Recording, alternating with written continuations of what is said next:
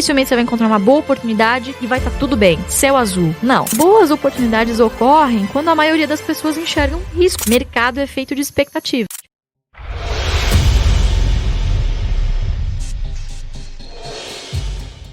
Eu sempre soube que eu iria trabalhar com ações. Não sabia o que, enfim, mas sabia que eu ia trabalhar nesse mundo, né? Sempre me encantei muito por esse ambiente de bolsa, aquelas luzinhas piscando na tela, né? Sempre acompanhei meu pai, enfim, há muitos anos investidor. Minha mãe também trabalhava em corretora, parou de trabalhar pra cuidar de mim, enfim. Tudo começou, na verdade, em 2008. Lá em 2008, eu tinha 14 anos, meu pai falou assim pra mim, legal, você quer uma mesada? Eu pedia mesada todo dia.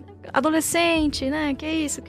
Só pede. Só quer consumir. É iPhone, é não sei o que. Essa geração aí tá demais. Eu lembro que na época era o Nike Shots. Nossa, era o tênis da moda. Eu queria muito, enfim. E aí meu pai virou e falou, seguinte, você vai ter uma mesada, mas quem vai pagar não vou ser eu. Eu vou te dar aqui uma carteira de ações da Ultrapar, e deu lá X ações da Ultrapar, e essa empresa, essa carteira vai te pagar o equivalente a mais ou menos R$300 por mês. Tá bom pra você? Pô, tá excelente. R$300 pra 14... Quem tinha 14 anos na época era um dinheirão, né? E aí ele começou a me mostrar devagarinho que se eu pegasse, não precisava pegar os R$300 todo, né? Mas parte desse dinheiro, se eu guardasse e reinvestisse, no mês seguinte ou no trimestre seguinte, quando a empresa anunciasse novamente dividendos, eu não ia ter mais 300, ia ter 301. Nossa, mas pai, R$1 só a mais? O que eu faço com R$1? Não, mas se você investir 301, no próximo trimestre, você vai ter 310. Veja só, você não ganhou mais você ganhou mais R$9. Então, ali eu aprendi 2 lições muito valiosas, né? Não sabia que estava aprendendo sobre isso, mas é o juro composto, né? Se você usa o tempo a seu favor, a matemática ela é implacável, né? E quando você pega a fórmula do valor futuro, né?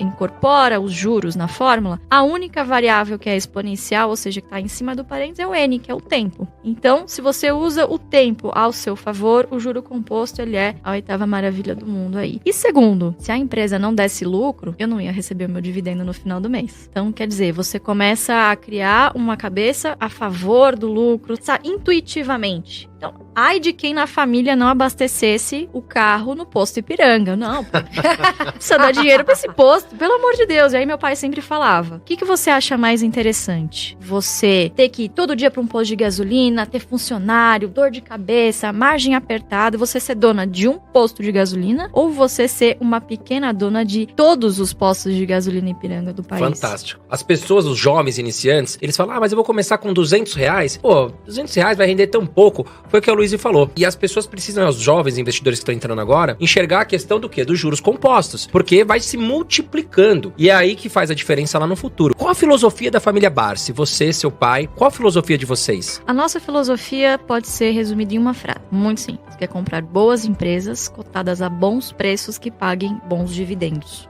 Por que bons dividendos? Porque o que vai pagar o seu boleto lá na frente, afinal, a estratégia é de carteira previdenciária, para que lá na frente você tenha uma previdência que complemente o INSS. Né? Então essa filosofia ela foi criada lá na década de 70 e a gente tem muito orgulho de levar essa filosofia à frente porque é comprovada, né? E resultados eles vêm com o tempo. Quanta gente ao longo desses 50 anos não acendeu e de repente sumiu novamente, né? E o Barsi não, tá aí consistentemente há 51 anos. Eu vejo muito vocês falarem sobre uma estratégia de dividendos. Você é focada nessa estratégia, ou seja, carteira de dividendos ou não? Você tem aquelas ações, por exemplo, que você fala, não, essa aqui eu acho que pode ter um crescimento ou não? Sua estratégia é mais só dividendos? Existe um estigma de que empresa que paga dividendo não cresce. Isso não é uma verdade. Obviamente que existem empresas que não pagarão dividendos. E aqui existem 2 tipos de empresas que não pagam dividendos. As que não podem, e essa você deve fugir, e as que não querem. Essas a gente tem na carteira, porque um dia pode ser que ela venha a pagar. O que é muito interessante no Brasil é que a gente tem muito poucas corporations, ou seja, muito poucas empresas não têm controle definido. Então, boa parte das empresas, boa parte dos acionistas controladores, acabam fazendo questão da distribuição de algum tipo de provento justamente para rentabilizar o seu próprio investimento, né? Então, acho que hoje é uma grande diferença de você investir aqui no país. E esse foco muito grande em dividendo, lembrando que não é o dividendo a qualquer custo, ele é o dividendo perene, sustentável, né? Então, por exemplo, você pega uma Taesa, que tem as suas receitas corrigidas por IGPM, faz investimento, você tem lá um grande CAPEX no início, tem a TIR, né, que tem a taxa interna de retorno, e sobra um excedente de caixa, porque você tem um headcount muito pequeno, poucas pessoas trabalhando na empresa. Então, assim, você tem uma margem muito grande que você não precisa reinvestir, porque são concessões ações, certo? Você já tem uma receita ali previsível e corrigida pelos próximos 30 anos, então não tem, é mais caro você deixar esse dinheiro no caixa, porque você não tem tanto investimento assim para realizar, é só um capex ali de manutenção e o resto você distribui. E quer dizer, a empresa continua crescendo e ela consegue distribuir bons dividendos para os seus acionistas. Então depende do perfil da empresa, né? Então eu acho que independentemente se a empresa paga atualmente ou virá pagar um dia, as empresas que as pessoas devem correr são aquelas que não podem pagar dividendos, seja porque suas margens são muito pequenas, ou enfim, um negócio extremamente cíclico. Esses setores realmente a gente não tem em carteira, tipo aviação, frigorífico. A aviação As ações mais arriscadas, né? Luiz, aviação... se você tivesse hoje de frente com um menino de 18 anos que tá começando a investir, falei um menino porque eu já tô perto dos 40, o que você falaria pra ele? Olha, eu daria a mesma dica, eu faria exatamente a mesma coisa que o meu pai fez pra mim. Ele me deu essas ações da Ultrapar. Por 2 ou 3 anos, eu só tive ações da Ultrapar na minha carteira, porque com R$300 eu comprava ainda no fracionário essas ações. Então, o que é muito importante pra gente? É muito melhor você ter poucas empresas na carteira e muitas ações dessas empresas do que um caminhão de empresa na carteira com pouquíssimas ações de cada uma. Porque fazendo isso, o que acontece? Você não ganha nem na valorização, certo? O que você ganhar vai ser irrisório e não ganha nem com o dividendo. Então, até o Warren Buffett fala, tem uma frase ótima que dizem que é dele, né? Hoje em dia, qualquer coisa no mercado que falam, dizem que é do Warren Buffett. Que é muito mais fácil você encontrar poucos e bons negócios do que muitos bons negócios. Se for assim, é melhor você investir no índice logo de uma vez, num fundo passivo, que aí você sempre vai bater as carteiras ativas. Mas se for para fazer um stock picking, ou seja, selecionar empresas, não faz sentido você ter um caminhão de empresa ali. Então, para esse jovem que tá começando, eu diria, poxa, pega esses seus R$200. Inclusive, eu trouxe até aqui um breve simulador, um simulador histórico. Se você, há 5 anos atrás, e claro, a gente não consegue prever o futuro, então temos que olhar o passado, tivesse investido apenas R$1.000, pegado lá aquele dinheirinho que a sua mãe deixou pra você na poupança, enfim, você recebeu uma graninha a mais, colocou R$1.000 em Taesa. E aí, todo mês se comprometeu, ao invés de colocar R$250 na poupança, a colocar na sua carteira previdenciária na Bolsa de Valores, na empresa Taesa. Enfim, porque é uma empresa, como já disse aqui, que tem suas receitas corrigidas pela inflação, então, teoricamente, é uma boa empresa para você se defender da inflação. Em apenas 5 anos, você teria acumulado R$30.800 em patrimônio, sendo que você teria desembolsado